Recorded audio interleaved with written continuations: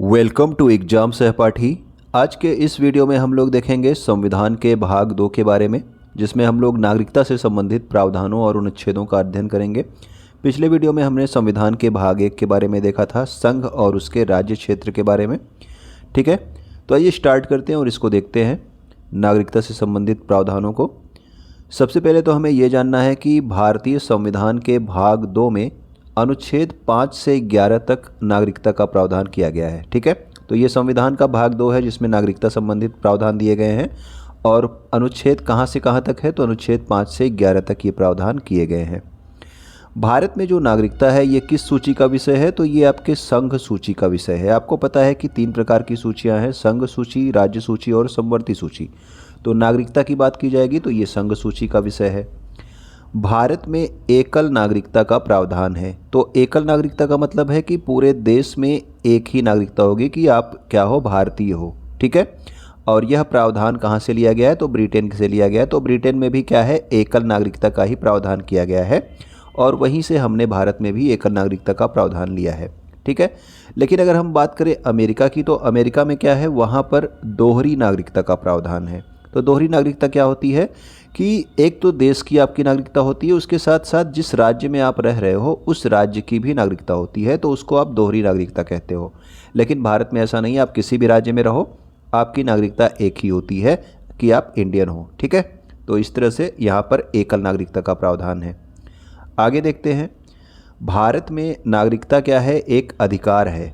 ठीक है, जो आपका नागरिकता है ये अधिकार पर आधारित है, कर्तव्यों पर आधारित नहीं है। ठीक, तो एक अधिकार की तरह आपको जो है ये दिया गया है, क्या, नागरिकता। ठीक है, एक तो ये आपके अधिकार पर आधारित है। पूरे भारतीय संविधान में जो नागरिकता की परिभाषा है ये कहीं पर नहीं दी गई है, ये भी आपको ध्यान रखना है। ठीक है, कि नागरिकता की परिभाषा आप सोचे कि आपके किसी प्रावधान किसी अनुच्छेद में दी गई, तो नहीं, कहीं पर भी पूरे आपके संविधान में कहीं पर नागरिकता की परिभाषा नहीं दी गई है। संविधान के लागू होने पर नागरिकता के अधिकार संबंधी प्रावधान अनुच्छेद 5 से 8 तक दिया गया था। ठीक, तो देखते हैं इसको कौन कौन से जो है अधिकार दिए गए थे, नागरिकता के अधिकार संबंधित कौन कौन से प्रावधान किए गए हैं। तो अनुच्छेद 5 से 8 तक है। तो सबसे पहले हम लोग अनुच्छेद 5 को देखते हैं कि संविधान के प्रारंभ पर ही नागरिकता मिलने का प्रावधान किया गया है। किसमें, अनुच्छेद 5 में। तो 26 जनवरी 1950 के समय जो भी व्यक्ति भारत में रह रहे थे उनको स्वतः नागरिकता मिल जाएगी। ठीक है, यदि कैसे मिलेगी, तो यदि उसका या उसके माता पिता में से किसी का भी भारत में जन्म हुआ हो। ठीक, तो अगर जो है उसका या उसके माता पिता में से किसी एक का भी अगर भारत में जन्म हुआ है और 1950 के समय वो व्यक्ति भारत में रह रहा है तो उसको स्वतः नागरिकता मिल जाएगी। या फिर कम से कम 5 वर्ष से वो भारत में निवास कर रहा हो। ठीक है, तो उस समय जो है ये 5 वर्ष से भारत में निवास कर रहा हो, तब भी जो है 26 जनवरी 1950 के समय में जब भी आपका संविधान लागू हुआ था तो उसको जो है नागरिकता मिल जाएगी। तो ये संविधान के प्रारंभ पर नागरिकता का प्रावधान अनुच्छेद 5 में किया गया था। अनुच्छेद क्या कह रहा है, 6। अनुच्छेद 6 कह रहा है कि पाकिस्तान से भारत आने वाले व्यक्तियों को नागरिकता का अधिकार दिया जाएगा। तो इसके लिए भी कुछ परिस्थितियाँ इन्होंने दी हैं कि अगर कोई व्यक्ति उस समय पाकिस्तान से भारत आता है तो उसको भी नागरिकता का प्रावधान दिया जाएगा यदि उसका या उसके माता पिता या फिर दादा दादी या फिर नाना नानी में से किसी का भी जन्म अविभाजित भारत में हुआ हो। यानी कि जब आपका भारत विभाजित नहीं हुआ था उसकी बात की जा रही है, उस समय जो है उनका जन्म हुआ हो। ठीक है, तो पाकिस्तान से आ रहा है तो उसको जो है नागरिकता दी जाएगी। या तो वह 19 जुलाई 1948 के पूर्व भारत आकर के रह रहा हो। ठीक है, ये डेट आपको पूछी जाती है कि 19 जुलाई 1948 के पहले से ही यदि वो भारत में आके रह रहा हो तब भी जो है उसको जो है नागरिकता दी जाएगी। ठीक है, यदि इसके बाद आया है यानी कि 19 जुलाई 1948 के अगर वो बाद आया है तो संविधान लागू होने के 6 महीने पूर्व पंजीकरण कराकर नागरिकता प्राप्त कर लिया हो। ठीक है, तो संविधान लागू हुआ था आपका 26 जनवरी 1950 को, उसके 6 महीने पहले उसने क्या किया हो, पंजीकरण करा करके भारत में रजिस्ट्रेशन करा करके यहाँ की नागरिकता अगर उसने प्राप्त कर ली है। ठीक है, तो पाकिस्तान से आए व्यक्ति को भी नागरिकता का अधिकार दिया गया। इसके अलावा अनुच्छेद 7 क्या कह रहा है, पाकिस्तान को प्रव्रजन करने वाले व्यक्तियों की नागरिकता का अधिकार। यदि कोई व्यक्ति 1 मार्च 1947 के बाद, ठीक है, किसी ऐसे राज्य क्षेत्र में था जो इस समय पाकिस्तान के अंतर्गत है, तो उसकी नागरिकता स्वतः ही समाप्त हो जाएगी। ठीक है, ये आपके पाकिस्तान की ओर अगर कोई प्रोविजन कर रहा है तो उसकी नागरिकता का क्या अधिकार था। 1 मार्च 1947 के बाद अगर वो ऐसे क्षेत्र में था जहाँ पर जो है वो अभी विभाजन के बाद वो पाकिस्तान में चला गया, तो उसकी भारत की नागरिकता क्या हो जाएगी, समाप्त हो जाएगी। ठीक, ये अनुच्छेद 7 में कहा गया पाकिस्तान को प्रोविजन करने वाले व्यक्तियों की नागरिकता के अधिकार। अनुच्छेद 8 क्या कहता है, तो ये जो 5 से 8 तक ये कब लागू हुआ था, ये आपका था जब आपका संविधान लागू हुआ उस समय की बात की जा रही है। उस समय कौन कौन से अधिकार दिए गए थे। भारत से बाहर रहने वाले भारतीय उद्भव के व्यक्ति का मतलब क्या होता, यानी कि भारतीय मूल के जो व्यक्ति आप पढ़ते हो कि भारत के ही हैं लेकिन किसी और देश में रहते हैं, तो उनकी नागरिकता के क्या अधिकार थे। तो ऐसे व्यक्ति जो भारत में नहीं रह रहे हैं लेकिन उनका जन्म भारत में हुआ था, वे भारत के नागरिक होंगे। ठीक है, ऐसा कहा गया था कब, आपके 2000 मतलब कि अनुच्छेद 8 में कहा गया। ठीक, अगला हमारा है अनुच्छेद 9। तो अनुच्छेद 9 में क्या कहा जाता है, अनुच्छेद 9 में जब ये आपके नागरिकता के समाप्त होने की बात इसमें बताई गई है अनुच्छेद 9 में।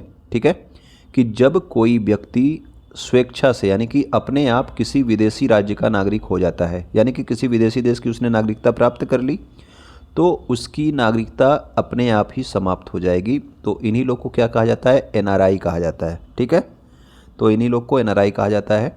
तो ये लोग क्या करते हैं, किसी दूसरे देश की नागरिकता को ग्रहण कर लेते हैं, तो ये भारत की नागरिकता इनकी समाप्त हो जाती है। तो अनुच्छेद 9 में ये बताया गया है। अनुच्छेद 10 कह रहा है कि किसी व्यक्ति को नागरिकता सिर्फ संसदीय विधि के अंतर्गत ही दी जाएगी। ठीक है, तो संसद के द्वारा बनाए गए कानून के अंतर्गत ही जो है आपको नागरिकता दी जाएगी। ये आपका अनुच्छेद 10 कह रहा है।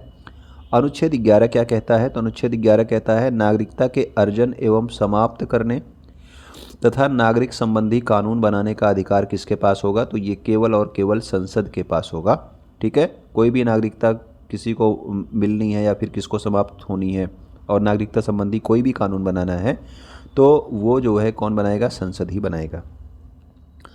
अब इसके तहत संसद द्वारा एक जो है अधिनियम पारित किया गया था। ये अधिनियम आपसे पूछा जाता है, भारतीय नागरिकता अधिनियम। ये कब आया था, तो 1955 में। सन भी आपको ध्यान रखना है।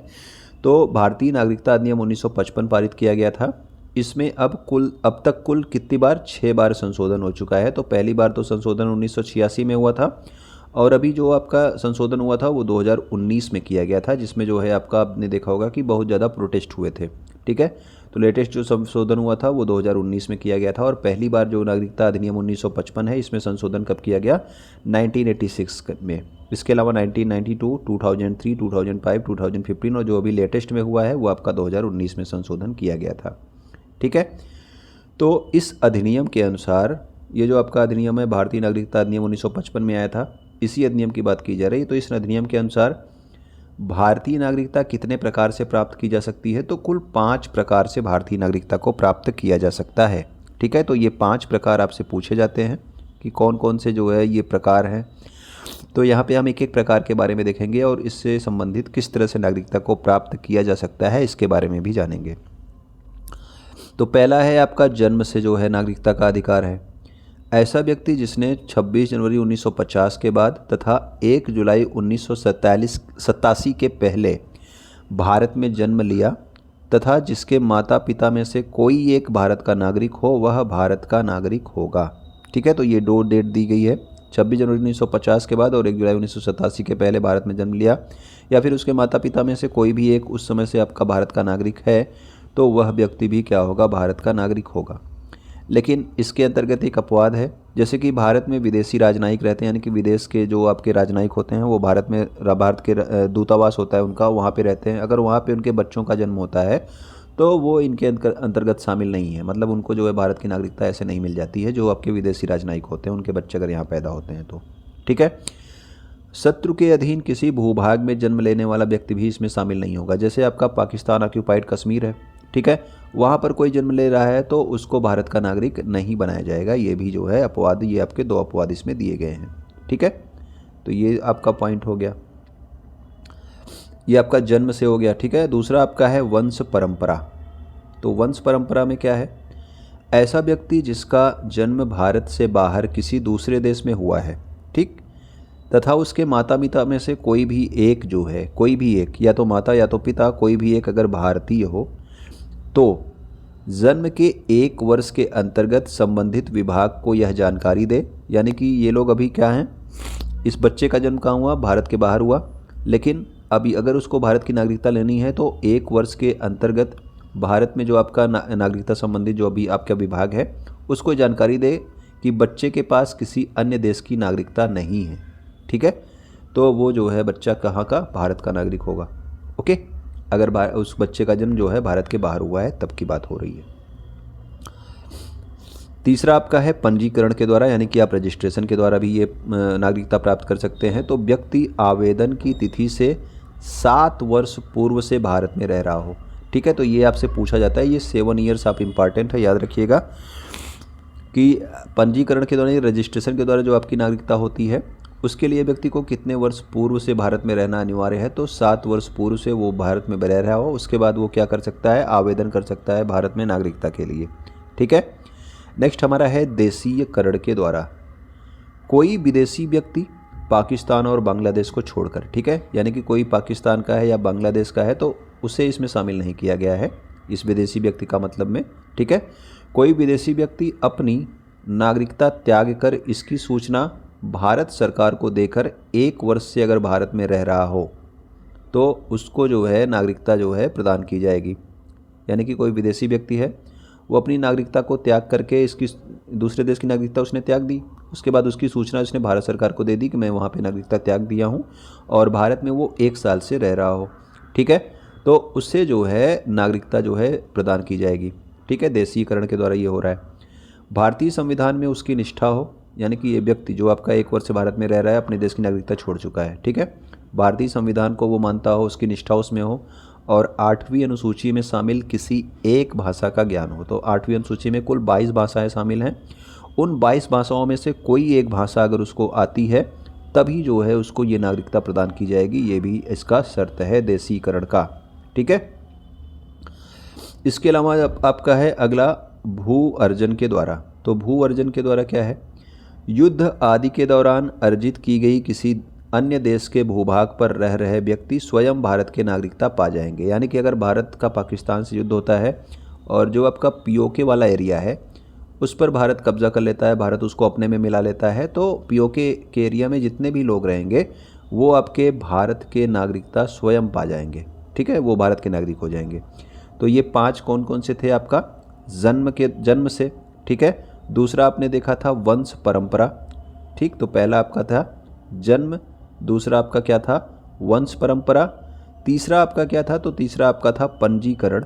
ठीक है, यानी कि रजिस्ट्रेशन के द्वारा, और चौथा आपने देखा देशीकरण के द्वारा, और 5वां आपने देखा भू अर्जन के द्वारा। तो ये 5 तरीके हैं भारत में नागरिकता को प्राप्त करने के। ठीक है, तो उम्मीद करता हूँ कि ये क्लास समझ में आई होगी। ठीक है, कोई प्रॉब्लम होगी तो आप कमेंट करके बता सकते हो, या फिर क्लास अच्छी लगी हो तब भी आप कमेंट करके बता सकते हैं। ठीक है, वीडियो को देखने के लिए आपका बहुत बहुत धन्यवाद। अपने दोस्तों तक भी इसे आप ज़रूर शेयर कर दीजिएगा।